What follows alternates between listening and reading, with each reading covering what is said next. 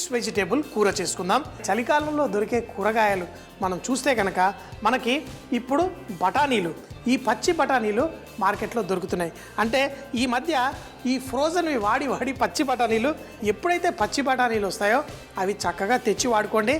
ఎందుకంటే ఈ చలికాలంలో కొంచెం ఒంటిని వేడి చేసే అద్భుతమైన గుణం ఈ పచ్చి బఠానీల్లో ఉంటుంది. అంతేకాకుండా ఈరోజు కాశ్మీర్లో ఎక్కువగా తినే తామర పువ్వు స్టెమ్ అయితే దీన్ని నీళ్ళల్లో ఉంటుంది. మరి పైన వచ్చేసరికి అద్భుతమైన తామర పువ్వులు. ఈ తామర పువ్వు మన ఈ కాడల్ని తీసుకొని మనం చక్కగా ఇలా పీల్ చేసేసుకుందాం. ఒక రాడిష్ ఎలా పీల్ చేసుకుంటాం అలాగా. అయితే దీంట్లో ఫైబర్స్, అలాగే వైటమిన్ సి, బి కాంప్లెక్స్ ఇవన్నీ చాలా ఎక్కువగా ఉంటాయి. ఐరన్ ఇలాంటివన్నీ ఎక్కువ ఉండడం వల్ల దీన్ని కూరల్లో వేసేసుకుందాం. చాలామందికి ఇవి ఎప్పుడు తినలేదు, కానీ ఎప్పుడు తినలేదు కదా అని ట్రై చేయకుండా ఉంటే మాత్రం తప్పు. ఎందుకంటే ఎప్పుడు తినని కూరగాయ అంటూ మీకు మార్కెట్లో కనిపిస్తే ఎక్కువ తీసుకురాకండి, కొంచెం తీసుకురండి. తీసుకొచ్చి దీని గురించి కొంచెం చదవండి. అసలు ఎలా వండుతారు ఏంటి. ఇప్పుడు మన వారేవా షోలో అదే కదా మనం చేసేది. ఎప్పుడు తినని కూరగాయలు కొన్ని తీసుకొచ్చి మీకు పరిచయం చేస్తూ ఉంటాను. ఎందుకంటే ఈ కూరగాయల్లో కూడా దాగి ఉన్న ఈ అద్భుతమైన రుచిని మనం కూడా ఎంజాయ్ చేయాలి. చిట్టి చిట్టి బంగాళదుంపలు చూడండి. ఈ బంగాళదుంపలు అలాగే తామర పువ్వు కాడల్ని కూడా చక్కగా కలిపి వండుకుంటున్నాం. ఈ మిక్స్ వెజిటేబుల్లో బంగాళదుంప, మష్రూము, అలాగే పచ్చి బఠానీ, క్యారెట్, దీంట్లో కొంచెం టేస్ట్ కోసం టమాటాలు కూడా వేస్తున్నాం. ఇలా ఈ కాడలు కట్ చేసి నీళ్ళల్లో వేసేసుకుందాం. ముందు ఈ తామర పువ్వులు, ఈ కాడలు చూడ్డానికి చక్కగా మధ్యలో ఆ చిల్లుండి భలే తెల్లగా భలే అద్భుతంగా ఉంటాయి. దీన్ని సలాడ్లలో ముఖ్యంగా మనం ఆవకాయ ఎలా పట్టుకుంటాం, కాశ్మీర్లో అయితే వాళ్ళ ఆవకాయ వీటితోటి పట్టుకుంటారు. చక్కగా వీటిని కట్ చేసేసి నీళ్ళల్లో వేసుకుందాం. ఎందుకంటే మన బంగాళదుంప లేకపోతే వంకాయ ఇవన్నీ కట్ చేసుకున్న తర్వాత దాని రంగు నల్లగా వచ్చేస్తుంది ఒకవేళ నీళ్ళల్లో మనం ముంచి పెట్టకపోతే. లేకపోతే కొంచెం నిమ్మరసం అన్నా పెట్టేసి మనం పెట్టుకోవాలంటాం. సో మరి వీటిని నీళ్ళల్లో వేసేసి పెట్టేసుకుందాం.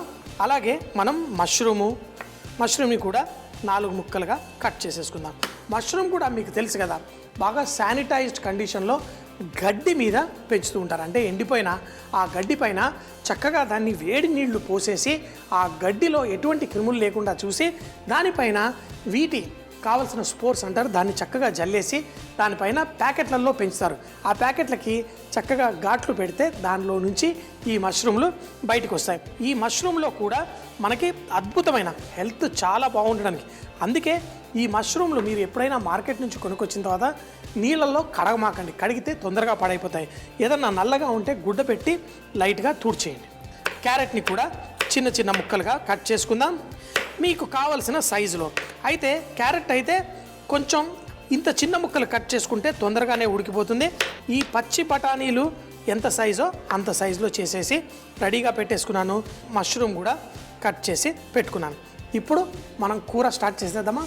కూరగాయలన్నీ కట్ చేసేసుకున్నాను. చలికాలంలో వాడే నూనెల్లో మన ఆవాల నూనె కూడా చాలా ఇష్టంగా వాడతారు. ఆవాల నూనె కూడా వేసేసుకున్నాను. ఈ ఆవాల నూనె బాగా వేడెక్కాలి. వేడెక్కినప్పుడే దీంట్లో మనకి కడుపుకి కొంచెం హాని కలిగించే, అంటే కడుపు నొప్పి తెప్పించే కొన్ని గుణాలు ఆవాల నూనె. మనం కొంచెం పిండి వేసుకొని దీన్ని సన్నగా ఇలా ఒత్తేసుకుందాం. తరువాత దీన్ని మనం సన్నగా రోల్ చేసుకోవాలి. ఇలా రోల్ చేసేటప్పుడు అంటుకుపోయే ప్రమాదం ఉంటుంది. అప్పుడు ఇలా పిండిని కొంచెం తాకిస్తూ మనం రోల్ చేసుకుంటే పర్ఫెక్ట్గా ఉంటుంది. ఇది గుండ్రంగా ఉండక్కర్లేదు, ఎందుకంటే దీన్ని తర్వాత ఎలాగో చుట్టుకుంటాం కాబట్టి ఇది ఇలా సన్నగా పొడుగ్గా చేసుకుంటేనే మనకి మేలు. కాబట్టి ఈ విధంగా మీకు కావలసినట్టుగా సన్నగా చేసేసుకోండి. ఆ మైదా పిండి కూడా కలిసింది కాబట్టి ఇది వెనక్కి సాగిపోతూ ఉంటుంది, అయినా పర్లేదు. ఇలా కొంచెం సాగినప్పుడు దీన్ని కొంచెం రెస్ట్ ఇచ్చుకోవాలి. చూసారు కదా ఇంతగా. అరే పెనం చిన్నగా ఉంది, మరి ఇది పెద్దగా అయింది ఎలా? కొంచెం చేతిలో పట్టుకొని దీన్ని మనం చేసేసుకుందాం. సన్నగా తయారు చేసుకొని తర్వాత దీన్ని మనం ఈ పెనం మీద వేసేటప్పుడు సగంగా ఫోల్డ్ చేసి వేసుకుందాం.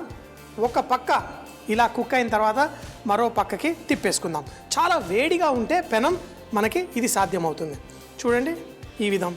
ఒక పక్క లైట్గా కుక్ అయింది, మరో పక్కకి తిప్పేద్దాం. మరో పక్క కొంచెం కుక్ అయిన వెంటనే మనం దీన్ని ఈ విధంగా కుక్ చేసుకుందాం. ఈ రుమాలి రొట్టె కూడా మీరు చూస్తే హై ఫ్లేమ్లో దీన్ని కాల్చుకుంటారు. ఈ విధంగా కుక్ చేసి తర్వాత దీంట్లో స్టఫింగ్ చేసి రొట్టె తయారు చేసుకోవాలి. ఎలాగో చూడండి.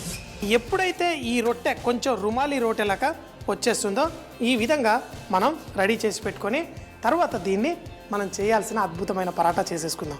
మరి దీనికోసం ఒక కోడిగుడ్డు లైట్గా బీట్ చేసి దాన్ని ఏం చేయాలో చూద్దామా. రొట్టెలు ఇలా సాఫ్ట్గా చక్కగా ఉండాలి. మరి ఇక్కడ మన కీమా ఈ మిశ్రమం ready. Chicken keema, mutton keema మీకు కావాల్సింది మీరు చేసుకోవచ్చు.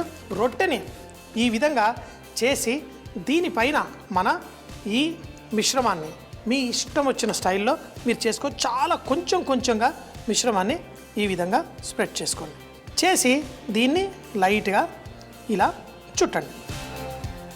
మనం రోల్ చేసుకొని దీన్ని ఇలా పిజ్జా కటర్ తోటి మనం కట్ చేస్తాం. కట్ చేసి మరొకటి ఈ మూలకి తీసుకెళ్ళిపోండి. తర్వాత మరి కొంచెం ఈ మిశ్రమాన్ని తీసుకోండి. కొంచెం ఎక్కువగా వద్దు, మనకి కొంచెంగా చేసుకొని దీన్ని తయారు చేసుకుందాం. మళ్ళీ దీన్ని ఇటు పక్క దీన్ని లైట్గా ఇలా చుట్టేసుకోండి. కొనకు వచ్చేదాకా చేసుకొని ఇప్పుడు దీన్ని కూడా ఇలా చేసుకోండి.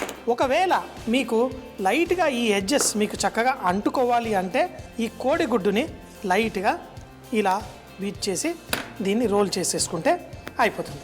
ఇదే విధంగా ఈ ముందుది కూడా చక్కగా అంటుకుపోయింది. ఇలా చేసుకున్న దాన్ని మనం ఇప్పుడు ఈ విధంగా చుట్టుకుందాం.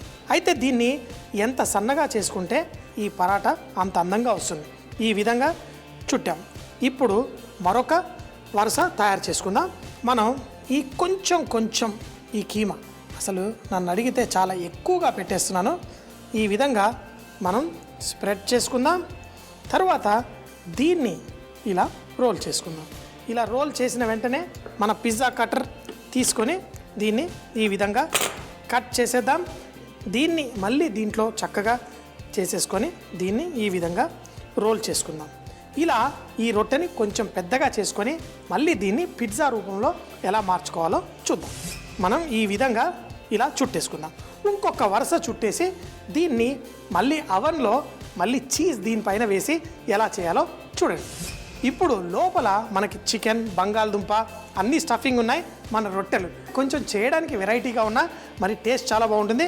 దీనిపైన ఎలా పిజ్జా సాస్ వేసుకుంటామో అదేవిధంగా కొంచెం సాస్ వేసేసుకుందాం. కోడిగుడ్డు మనం ఇందాక ఇరక్కొట్టాం కదా, అది పర్ఫెక్ట్గా రెడీ ఉంది. తర్వాత ఆ చికెన్, ఆ బంగాళదుంప దానికి టేస్ట్ రావడం కోసం ఇది ఇంకా బాగా ఉపయోగపడుతుంది. అన్ని విధాలుగా చేసుకున్నాం కదా. ఇప్పుడు ఈ ఒక్క కోడిగుడ్డు ఇరక్కొట్టిన దాన్ని దీనిపైన కొంచెంగా ఇలా పోసేసుకుందాం. ఆమ్లెట్లా చూడండి. కావాలంటే ఇలా చేసి ఇప్పుడు దీనిపైన మన చీజ్ పిల్లలకి ఎంత ఇష్టం. ఈ చీజ్ చూస్తే మా బాబు ఎగిరి గంతులేస్తాడు.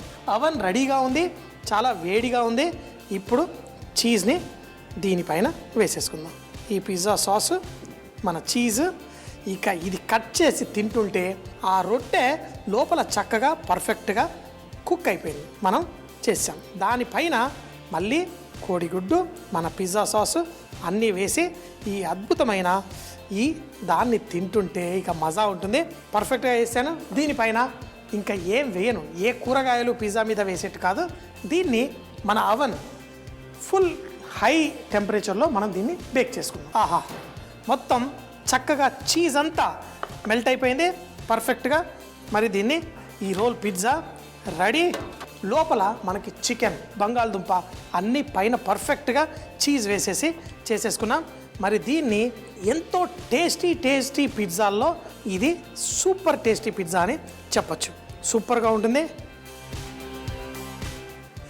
నాకు ఒక పీస్ అద్భుతంగా టేస్టీగా ఉంటుంది. లోపల మీరు చూసారు చక్కగా చికెన్ స్టఫింగ్ అంతా. మరి టేస్ట్ చేసేద్దాం.